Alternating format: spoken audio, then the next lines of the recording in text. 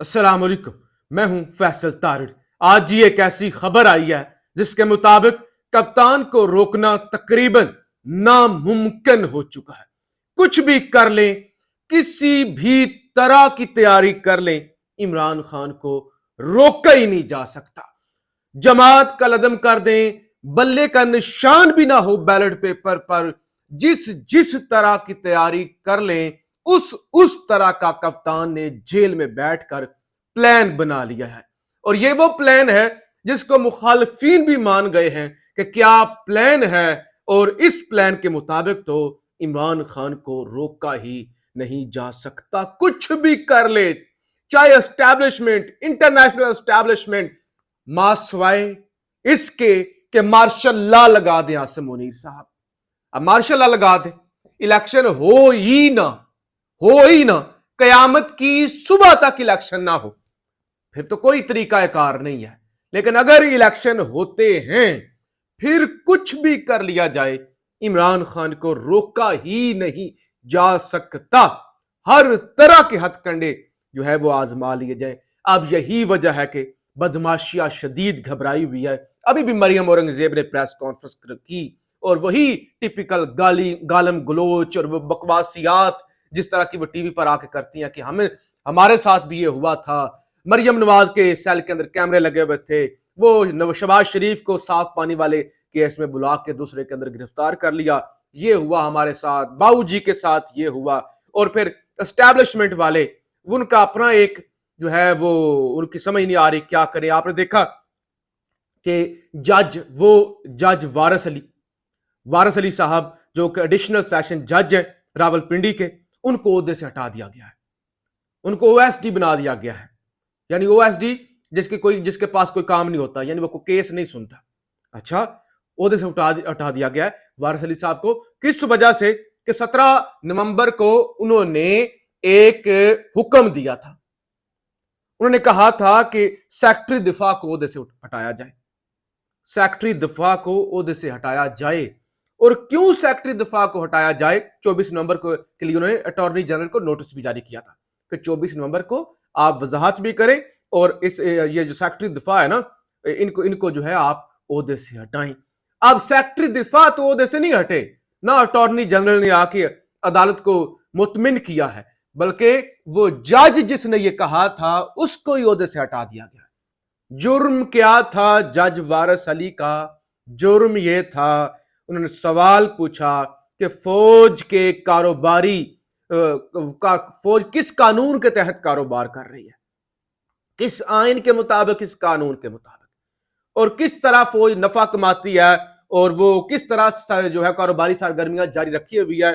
اگر جاری رکھے ہوئے ہے تو کس قانون کے مطابق فوج بزنس کر رہی ہے، اور اگر بزنس کر رہی ہے تو کیا کما رہی ہے کیا نہیں کما رہی، حکومت کو پتا ہونا چاہیے، عدالتوں کو پتا ہونا چاہیے۔ انہوں نے کہا کہ جو ہے وہ آئین کے آرٹیکل 245 کے 45 فوج کردار اور کام کی نوعیت کا واضح تعین کرتا ہے کہ آرٹیکل 245 کے مطابق تو فوج جو ہے وہ وفاقی حکومت کے انڈر ہے، وفاقی حکومت کا ایک ذیلی ادارہ ہے۔ تو ایک ادارہ کیسے جو ہے وہ میرج ہال بھی چلا رہا ہے، وہ سیمنٹ بھی بنا رہا ہے، وہ پلاٹ بھی بیچ رہا ہے، وہ ڈیری فارم بھی چلا رہا ہے، وہ سکول بھی بنا رہا ہے، اس نے بینک بھی بنائے ہوئے ہیں، اور پتہ نہیں کون سے اس کے بزنس ہیں، 50 سے کم بزنس ہیں۔ اگر آپ جا کے دیکھیں تو فوج کے 50 سے زیادہ بزنسز ہیں۔ تو کس قانون کے مطابق کر رہے ہیں، کیوں کر رہے ہیں؟ کیا پاکستان کا آئین اس بات کی اجازت دیتا ہے؟ تو یہ انہوں نے جو ہے وہ سوال پوچھا، یہ سوال تھا، انہوں نے کہا اس کی وضاحت کرے، وضاحت نہیں کی گئی۔ تو انہوں نے کہا کہ سیکٹری دفاع جس کے انڈر ہوتا ہے آرمی چیف، یاد رکھیے سیکٹری دفاع کے انڈر ہوتا ہے آرمی چیف، اور سیکٹری دفاع کس کے انڈر ہوتا ہے؟ وزیر دفاع کے، اور وزیر دفاع کس کے انڈر ہوتا ہے؟ وزیر اعظم کے۔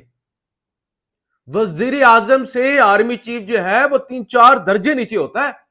وزیر اعظم، وزیر دفاع، اس کے نیچے سیکٹری دفاع، اس کے نیچے آرمی چیف، اور آرمی چیف کے نیچے پھر فوج ایجنسیاں۔ اچھا، تو آرمی چیف آپ دیکھیں وزیر اعظم کو یہاں سے پکڑتا ہے اور وہ رجیم چینج کر دیتا ہے۔ تو انہوں نے پوچھا کہ کیوں بزنس ہو رہا ہے، ان کو ہٹا دیا گیا۔ اب ایک تو یہ بھی پیغام ہے کہ ہم سے خبردار کوئی نہ پوچھے، اور دوسری عدلیہ کے لیے بھی پیغام ہے یہ قاضی فائز عیسیٰ اور باقی جو ہائی کورٹیں ہیں ان کے لیے کہ خبردار ہمارے راستے میں مت آنا. لاہور ہائی کورٹ انہوں نے اپنے جج کو فارغ کر دیا, او ایس ڈی بنا دیا. یہ سوال انہوں نے کیوں پوچھا؟ بہرحال یہ معاملہ تو ہے جو گھبراہٹ ہے. اب معاملہ اصل کیا ہے کہ عمران خان کس طرح جیل سے بیٹھ کر جیت سکتے ہیں. حامد میر بڑے صحافی ہیں, بڑا نام ہے پاکستانی ٹی وی انڈسٹری کے اندر, ایک بہت بڑا نام حامد میر.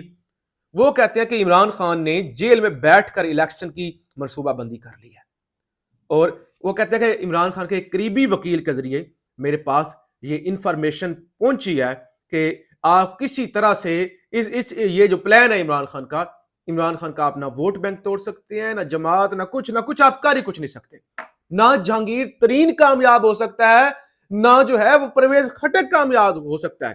انہوں نے کہا آپ بیلٹ پیپر سے بلے کا نشان ہٹا دیں, پی ٹی آئی کو بطور پارٹی انتخابات میں حصہ لینے سے روک دیں.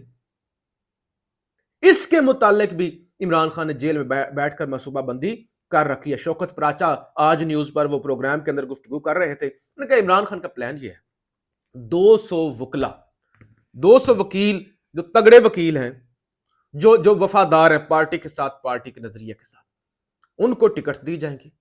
اچھا سپوز کریں ان کو ٹکٹ دی گئی اور پی ٹی آئی پر پابندی لگ گئی, بیلٹ پیپر پر بلے کا نشان ہی نہیں ہے, ٹکٹ دے دیے. پہلے تو وہ لوگ جو جھکنے والے نہیں ہیں, جو نہ بکنے والے ہیں نہ جھکنے والے ہیں, جو دبنگ تگڑے دلیر ہیں, اور وکیلوں پر ہاتھ ڈالنا خالہ جی کا کام نہیں ہے. اسٹیبلشمنٹ یہ افورڈ نہیں کر سکتی کہ ایک اور لائر موومنٹ شروع ہو جائے. تو لہٰذا نے کہا 200 وکیلوں کی لسٹ مرتب کی جا رہی ہے, وہ اس کی چھان بین کی جا رہی ہے. کس کے اندر دم ہے؟ کیا سارے وکیل ہیں شیر افضل مروت جیسے سٹینڈ لے سکتے ہیں؟ شیر افضل مروت نے پچھلے ایک ہفتے میں 5 سے 6 وکٹیں گرائی ہیں اور ساتھ ساتھ اتنے بڑے بڑے اجتماع کیے ہیں. تو جو تگڑے دلیر وکیل ہیں 200, ان کو الیکشن کے لیے اتارا جائے گا. اب اگر بلے کا نشان نہیں ہوتا, اگر پارٹی پر پابندی ہوتی ہے اور عمران خان ہوتے بھی جیل میں, میکسیمم تو یہی کر سکتے ہیں نا کہ الیکشن تو ہونا ہے نا, الیکشن تو کوئی بھی لڑ سکتا ہے نا. تو لہٰذا اب ہوگا کیا؟ سوشل میڈیا کا زمانہ ہے. سپوز کریں میرے پاس ہی لسٹ ہے, میں آپ کو پڑھ کے سنا دیتا ہوں کہ حلقہ این اے فلانا, وہاں سے فلاں وکیل عمران خان کے امیدوار ہوں گے. پی ٹی آئی پر بے شک پابندی ہے, بلے کے نشان پر بے شک پابندی ہے, بے شک اس وکیل کا انتخابی نشان مور ہے فار ایگزامپل, اس کا انتخابی نشان بلی, گدڑ, چوہا, بکری, جو بھی آپ کہہ لیں, تالا, جو بھی یہ ہوتے ہیں آج کل نشانات ہوتے ہیں, جیپ کا نشان ہے جی فلاں حلقے سے جو فلاں امیدوار ہے وہ عمران خان کا نامزد کردہ ہے. تو لہٰذا جو پی ٹی آئی کے ووٹر ہیں انہوں نے اس بندے کو ووٹ دینا ہے. تو کیا آپ سمجھتے ہیں کہ لوگ ووٹ نہیں دیں گے؟ 200% ووٹ دیں گے. حامد میر کہتے ہیں کہ آج کا جو سوشل میڈیا کا زمانہ ہے تو لہٰذا وہ کسی نہ کسی طریقے تک لوگوں تک پیغام تو پہنچ جائے گا نا, یہ فلاں جو امیدوار ہے یہ جو ہے وہ عمران خان کا امیدوار ہے. وہ کہتے ہیں پھر پی ٹی آئی کا ووٹر اسی شخص کو ووٹ دے گا جس تک یہ پیغام پہنچا ہوگا کہ یہ ہمارا امیدوار ہے. تو اس شخص کو جو ہے, اور وہ کہتے ہیں کہ پرویز خٹک یا جہانگیر ترین کے امیدوار کو نہیں دینا, یہ بھی ساتھ واضح کر دیا جائے گا. حامد میر نے کہا کہ آئی پی پی یا پی ٹی آئی نے اگر انتخابات لڑنا ہے تو اپنے نام, اپنی کارکردگی یا اپنی ریپوٹیشن پر الیکشن لڑنا ہے, پی ٹی آئی کا ووٹ انہیں نہیں ملنا. انہوں نے کہا یہ جو آئی پی پی اور پی ٹی آئی پارلیمنٹیرین جو بنائی گئی ہے, لہٰذا اگر انہوں نے الیکشن لڑنا ہے تو انہوں نے اپنی کارکردگی اور اپنی ریپیوٹ پر لڑنا ہے, پی ٹی آئی کا ووٹ انہیں نہیں پڑنا. اگر لگتا ہے کہ پی ٹی آئی کا ووٹ انہیں پڑ جائے گا تو لہٰذا یہ بڑی واضح چیز آج ہو گئی ہے کہ خان کو روکنا تقریباً ناممکن ہو چکا ہے.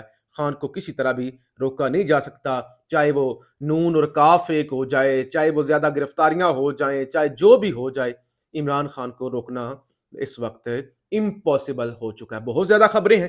انڈیا اور آسٹریلیا کا فائنل میچ بھی ہے آج, آئی سی سی کا جو ورلڈ کپ ہے, اس کے علاوہ کافی زیادہ خبریں آ رہی ہیں, وہ اگلی ویڈیو کے اندر انشاءاللہ آپ کے سامنے رکھی جائیں گی. اپنی رائے کا اظہار ضرور کیا کریں. پاکستان زندہ باد.